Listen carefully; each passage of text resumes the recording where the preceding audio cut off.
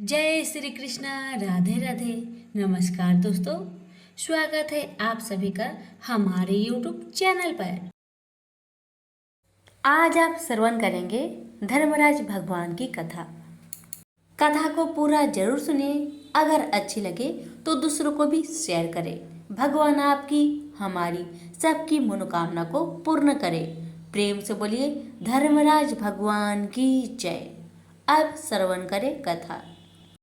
कहते हैं कि जिनके जीभ पर भगवान के मंगलमय गुणों एवं परम पवित्र नाम का सुमिरन नहीं करती, जिनका चित्त भगवान के चरण कमलों का चिंतन नहीं करता, जिनका सिर एक बार भी भगवान को प्रणाम करने के लिए नहीं झुकता, भगवत कर्मों से सर्वथा पृथक रहने वाले केवल उन दुष्टों को ही तुम लोग यहाँ यमपुरी में लाया करो। यह यमराज जी ने अपने दूतों को आदेश दिया।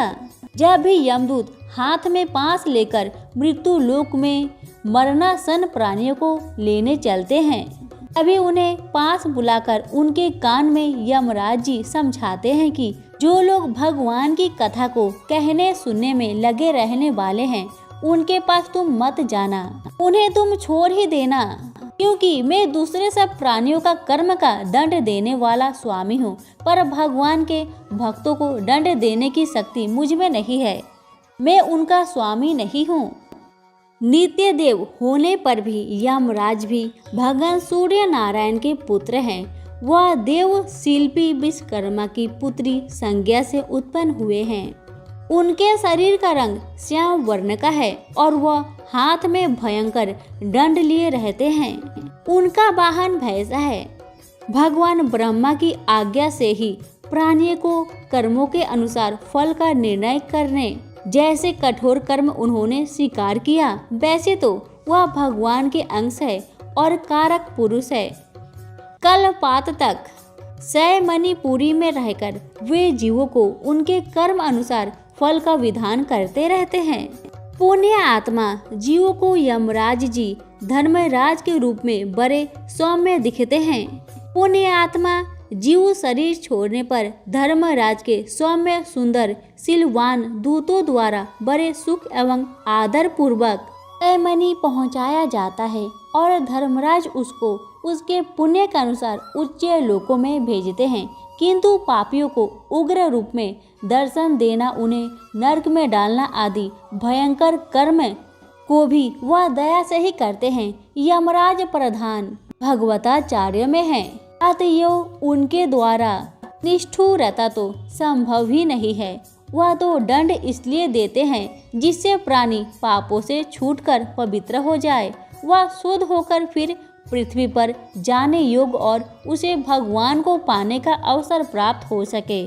जैसे अशुद्ध सोने की अग्नि में तपाते हैं शुद्ध करने के लिए, वैसे ही यमराज जी के द्वार नरक की विविध यातनाओं जीव के पाप कर्मों के फल को दूर करने के लिए ही दी जाती है। यमराज जी ने अपने दूतों को भक्ति तत्व का उपदेश कराते हुए कहा, जीव के समस्त पापों को दूर करने के लिए इतना ही साधन पर्याप्त है कि वह भगवान के दिव्य गुण, मंगलमय चरित्र एवं परम पावन नाम का स्मरण करे। जो बुद्धिमान पुरुष है वह ऐसा सोचकर भगवान के भजन में ही संपूर्ण भावनाओं के साथ चित्त को लगाते हैं। ऐसे महापुरुष मेरे द्वारा दंड पाने योग्य नहीं है।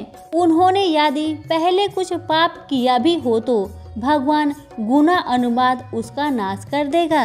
जो सामदर्शी भगवत साधुजन है, उनके पवित्र चरित्र तो देवता तथा सिद्धगण भी गाया करते हैं। मेरे दूतों, भगवान की गदा सदा उनकी रक्षा क्या करती है। तुम लोग उनके पास मत जाना। मेरे कोई सेवक या स्वयं में ही उन्हें दंड देने में समर्थ नहीं। ऋषि किंचन वीतराग परमहंस जन रसग होकर भगवान के चरण कमलों के इस मकरंद में निरंतर लगे रहते हैं। भगवान मुकुंद के उस पदार्वित मकरंद से विमुख होकर तृष्णा के द्वार, नरक के द्वार रूप घरों में जो बंधे हैं, उन काम क्रोध परायण स्त्री पुत्र आदि संसारासक्त पुरुषों को ही तुम लोग यहाँ यमपुरी में लाया करो। प्राचीन समय की बात है। एक नगर में दो सेठानियां रहती थी। बड़ी सेठानी के घर में बहुत धन था, लेकिन वह कंजूस थी। छोटी सेठानी के घर में धन कम था, लेकिन वह मन से बहुत दयालु और मददगार थी। वह स्वयं को धर्म के कार्य करने और लोगों की मदद करने में लगाए रखती थी। वह रोज सवेरे गंगा स्नान करने के लिए जाती, तुलसी माता, बर पीपल सिंचती, भगवान के मंदिर में जाकर पूजा करती और धर्मराज जी की कहानी सुनती थी। जबकि बड़ी सेठानी यह सब देखकर हंसती थी और कहती थी कि पता नहीं दिन भर क्या फालतू काम करती रहती है। ऐसा करते करते दिन बीतने लगे और सेठानियां वृद्ध हो गई। तब भगवान के घर से बुलावा आया। छोटी सेठानी को लेने के लिए धर्मराज जी ने अपना विमान भेजा, जबकि बड़ी सेठानी को दूत मारते हुए ले जाने लगे। रास्ते में बड़ी सेठानी ने कहा कि मुझे भूख लगी है। तब दूत बोले कि यदि तुमने जीवन में किसी को खाना खिलाया होगा तब ही तुम्हें खाना मिलेगा। थोड़ी देर बाद उसने फिर से कहा कि मुझे प्यास लगी है। तब दूत बोले कि यदि तुमने जीवन में किसी को पानी पिलाया होगा तभी तुम्हें पानी नसीब होगा। रास्ते में उसके कांटे चुभने लगे और तेज गर्मी पड़ने लगी, लेकिन दूत उसे घसीटते हुए ले गए।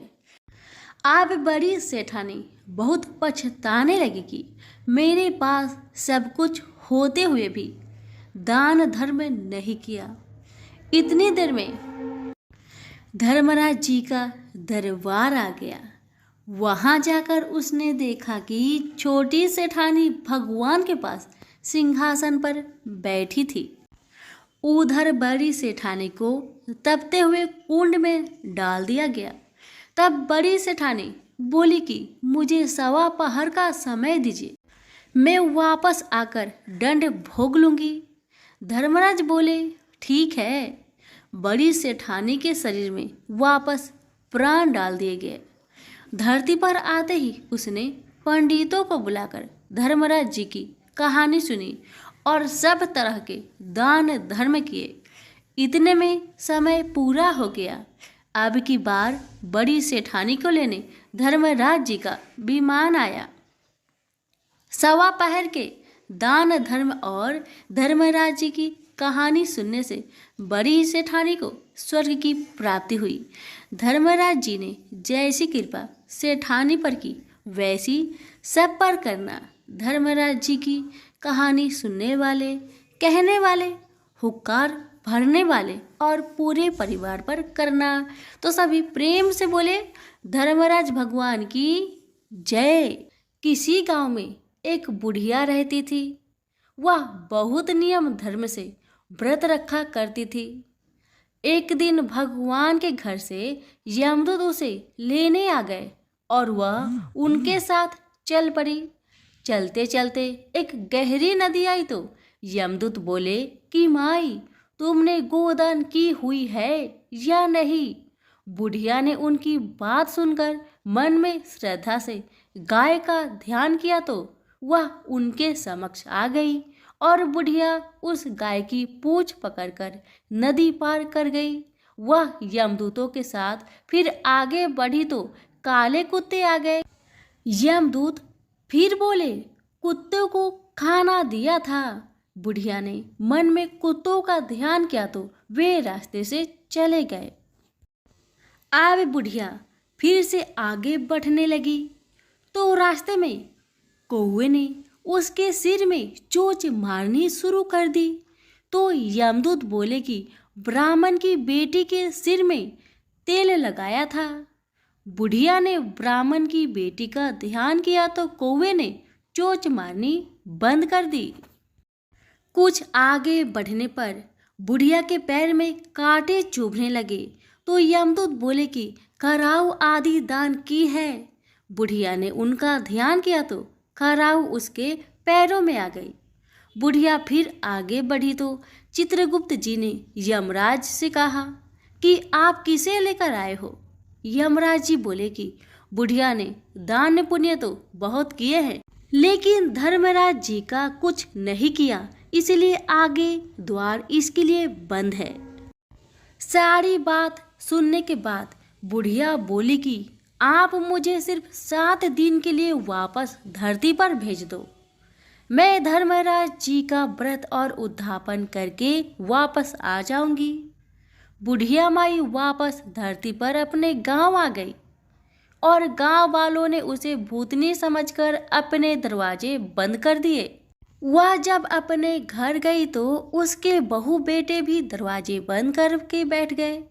बुढ़िया ने कहा कि मैं भूतनी नहीं हूँ, मैं तो धर्मराज जी की आज्ञा से वापस धरती पर 7 दिन के लिए आई हूँ।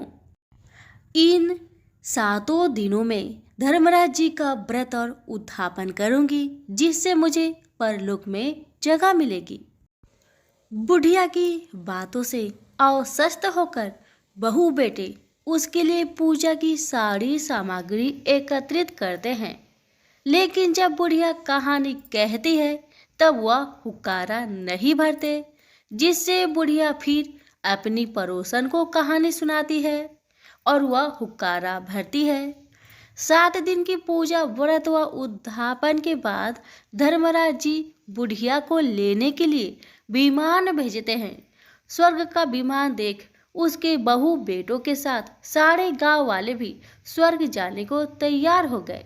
बुढ़िया ने कहा कि तुम कहाँ तैयार हो रहे हो? मेरी कहानी तो केवल पड़ोसन ने सुनी है, इसलिए वही साथ जाएगी। सारे गांव वाले बुढ़िया से धर्मराज जी की कहानी सुनने का आग्रह करते हैं। तब बुढ़िया उन्हें कहानी सुना देती है। कहानी सुनने के बाद सारे ग्रामवासी विमान में बैठकर स्वर्ग जाते हैं तो धर्मराज जी कहते हैं, मैंने तो विमान केवल बुढ़िया को लाने भेजा था।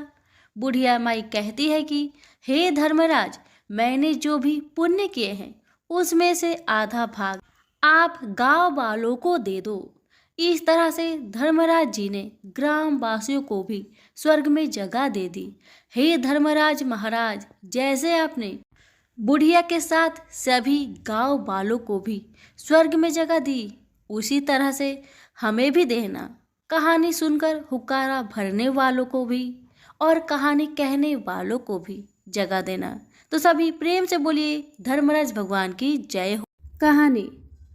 प्राचीन काल में बब्रुवाहन नामक एक राजा था। वह बड़ा धर्मात्मा और दयालु था। उसके राज्य में हरिदास नाम का एक ब्राह्मण था। हरिदास बड़ा तपस्वी था। उसकी पत्नी का नाम गुणवती था। वह बहुत ही सुशील और धर्मवती थी। गुणवती पतिव्रता और भगवान की बड़ी भक्त थी। गुणवती ने अपने जीवन में सभी देवी देवताओं की उपासना की। एकादशी, महाशिवरात्रि तथा जन्माष्टमी आदि सभी व्रत विधि विधान से करती थी।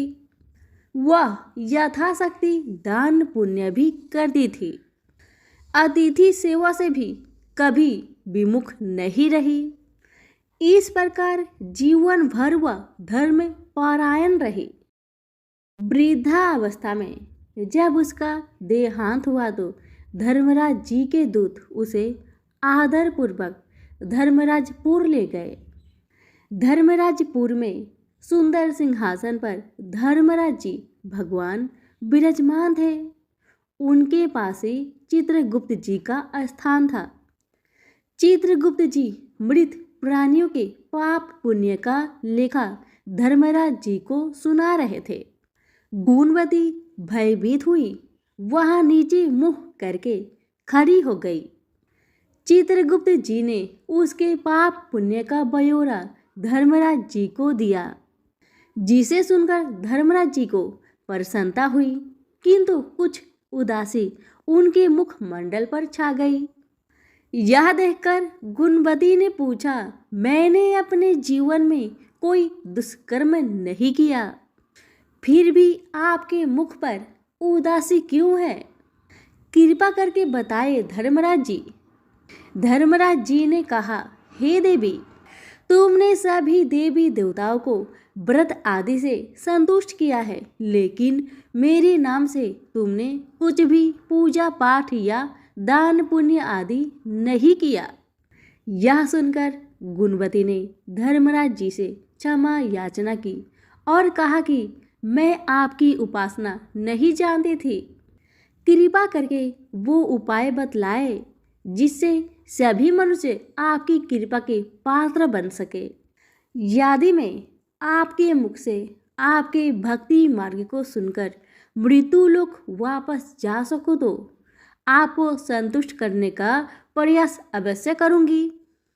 धर्मराज जी ने बताया, मकर संक्रांति के दिन जब सूर्य भगवान उत्तरायण में प्रवेश करते हैं, उस दिन से मेरी पूजा शुरू करनी चाहिए।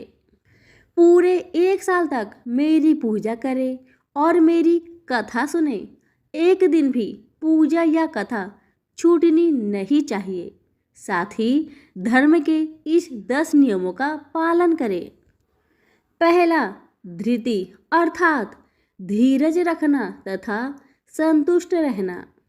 दूसरा, क्षमा करना और मन को बस में रखना। तीसरा, चोरी ना करना। चौथा, मन से पर पुरुष या पर स्त्री से बचना अर्थात मानसिक और शारीरिक शुद्धि। पांचवा, इंद्रियों को बस में रखना।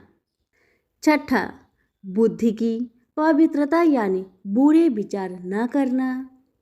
सातवां, पूजा पाठ तथा दान पुण्य करना। आठवां, व्रत करना और व्रत की कहानी सुनना। नौवां, सच बोलना और सच्चा व्यवहार करना। 10वां, क्रोध न करना। धर्म के इस 10 लक्षण का पालन करें। मेरी कथा नियम से सुनता रहे, दान पुण्य और परोपकार करता रहे। वर्ष भर बाद मकर संक्रांति आए तब इस व्रत का उद्यापन करें। अपने सामर्थ्य के अनुसार मेरी मूर्ति बनवाकर विधि विधान से प्राण प्रतिष्ठा करवा करके पूजा और हवन करे। साथ ही चित्रगुप्त जी की पूजा भी करे। काले तिल के लड्डू का भोग लगाए, ब्राह्मण भोजन कराए, बांस की टोकरी में 5 सेर अनाज दान करे। इसके अलावा गदा, तकिया, कंबल, चप्पल, लोटा तथा वस्त्र आदि देने चाहिए। हो सके तो गाय का भी दान करे। धर्मराज जी की बातें सुनकर गुणवती ने विनती की, हे प्रभु, मुझे फिर से मृत्यु लोक में जाने दे, जिससे मैं आपके व्रत को करूं और इस व्रत का प्रचार भी लोगों में कर सकूं। धर्मराज जी ने इसके लिए अपनी सहमति दे दी। गुणवती वापस जीवित हो गई। उसके शरीर में जान आ गई। वह उठकर खड़ी हो गई। उसके सभी परिवारजन बड़े प्रसन्न हुए। गुणवती ने धर्मराज जी वाली सभी बातें अपने पति को बताई। उसने कहा, हम धर्मराज जी का व्रत अवश्य करेंगे तथा धर्म का पालन भी करेंगे। मकर संक्रांति आने पर गुणवती और उसके पति ने धर्मराज जी की निमित्त व्रत शुरू किया। 1 वर्ष के बाद विधि विधान से इस व्रत का उद्यापन किया। इस व्रत के प्रभाव से उन्हें धर्मराज जी की कृपा प्राप्त हुई और उन्हें मोक्ष तथा स्वर्ग की प्राप्ति हुई। तो सभी प्रेम से बोलिए, धर्मराज जी की जय हो, चित्रगुप्त जी की जय हो। पौराणिक कथा के अनुसार एक बार यमराज और शनिदेव में युद्ध छिड़ गया था। अपनी अपनी माताओं के अधिकार के लिए दोनों भाई आपस में लड़ पड़े। कई महीनों तक युद्ध चलता रहा और शनिदेव और यमराज के बीच का युद्ध भयंकर मोड़ लेने लगा। सूर्यदेव समेत सभी देवताओं ने इस युद्ध को रोकने का प्रयास किया, लेकिन सभी विफल हो गए। चूंकि शनि देव को बाल अवस्था से ही महादेव का आशीर्वाद और उनकी कृपा के साथ साथ उनके द्वारा दी गई दिव्य शक्तियां प्राप्त थी, लिहाजा शनि देव ने यमराज को परास्त कर दिया और उन्हें अपने दंड शस्त्र से मृत्यु के घाट उतार दिया। अपने पुत्र की मृत काया को देख सूर्यदेव अत्यंत विचलित हो उठे। सूर्यदेव और उनकी दोनों पत्नियां देवी संज्ञा और देवी छाया ने महादेव का आह्वान किया और महादेव के प्रकट होने पर उनसे पुनः यम को जीवित करने का आग्रह किया। महादेव ने सूर्यदेव की प्रार्थना को ठुकराते हुए उन्हें यह समझाया कि मृत्यु अटल सत्य है और एकमात्र उनके पुत्र के लिए वह इस सत्य को परिवर्तित नहीं कर सकते हैं। तब शनि देव ने स्वयं महादेव से प्रार्थना की और उन्हें यम को जीवित करने के पीछे का ठोस कारण भी बताया। शनि देव ने भगवान शिव को कहा कि 1 माह के बाद मृत्यु के देवता का दायित्व संभालने के लिए महादेव स्वयं देवताओं में से ही किसी का चयन करने वाले थे। इस चयन का आधार होता है मृत्यु के चक्र को पूरा करना। यम देवता पुत्र है, किंतु उन्हें किसी भी प्रकार की दिव्य शक्ति प्राप्त नहीं हुई थी। इसी कारण से वह अमृत से वंचित थे और उनकी मृत्यु हुई। इस तरह यम ने मृत्यु का चक्र सर्वप्रथम पृथ्वी पर पूरा कर लिया है। इस आधार पर महादेव को यम को न सिर्फ जीवित करना चाहिए बल्कि उन्हें मृत्यु का देवता बनाना चाहिए। भगवान शिव शनि देव के तर्क से प्रसन्न हुए और उन्होंने शनि देव के आग्रह पर सूर्यपुत्र यम को जीवित कर दिया।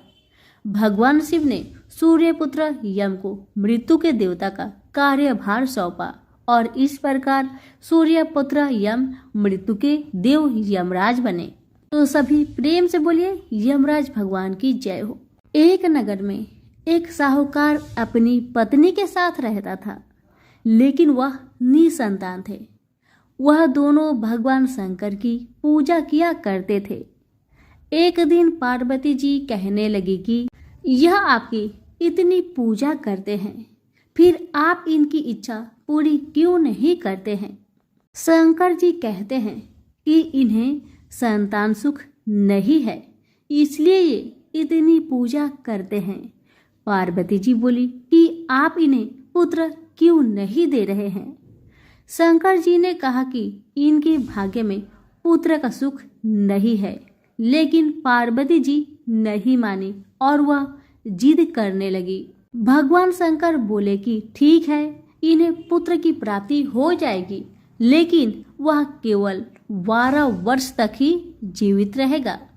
साहूकार शंकर पार्वती जी की बात सुन रहा था। कुछ समय बाद साहूकारनी ने पुत्र को जन्म दिया, लेकिन साहूकार को कोई खुशी नहीं हुई। पूरे परिवार में इसका जश्न मनाया गया। उनका बेटा बड़ा हुआ तो साहूकारनी कहने लगी कि मैं अपने बेटे का ब्याह रचाऊंगी। साहूकार ने उसे बहुत मना किया, लेकिन वह नहीं मानी। तो साहूकार ने उसे कहा कि हमारे बेटे की आयु केवल 12 वर्ष तक ही है। साहूकार ने कहने लगी कि कोई बात नहीं, मैं इसका ब्याह करके अपने मन की तो कर लूं। साहूकार ने बेटे का विवाह कर दिया। घर में बहू आ गई और उन्होंने बहू को सारी बात बता दी कि उनके बेटे की आयु केवल 12 वर्ष की है। बहू ने कहा कि कोई बात नहीं, मेरे भाग्य में जो लिखा था वह हुआ। अब हम तीनों मिलकर पूजा क्या करेंगे? और उन्होंने हर रोज पूजा आरंभ कर दी। एक दिन ऐसा भी आ गया जब लड़के की आयु पूरी हो गई। यमराज साहूकार के बेटे को लेने आ गए तो साहूकार कहने लगा कि मेरा पुत्र अपनी पत्नी के साथ है।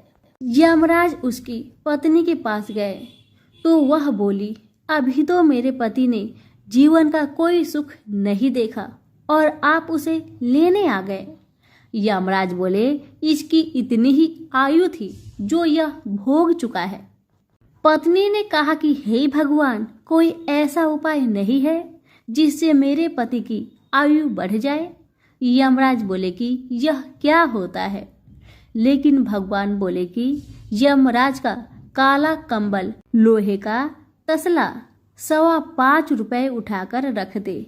1 वर्ष पूरा होने पर यह किसी को दे देना, तुम्हारे पति की आयु लंबी हो जाएगी। जैसा भगवान ने बताया, बहू ने ऐसा ही किया और उसके पति की आयु लंबी हो गई। तो सभी प्रेम से बोले, यमराज भगवान की जय।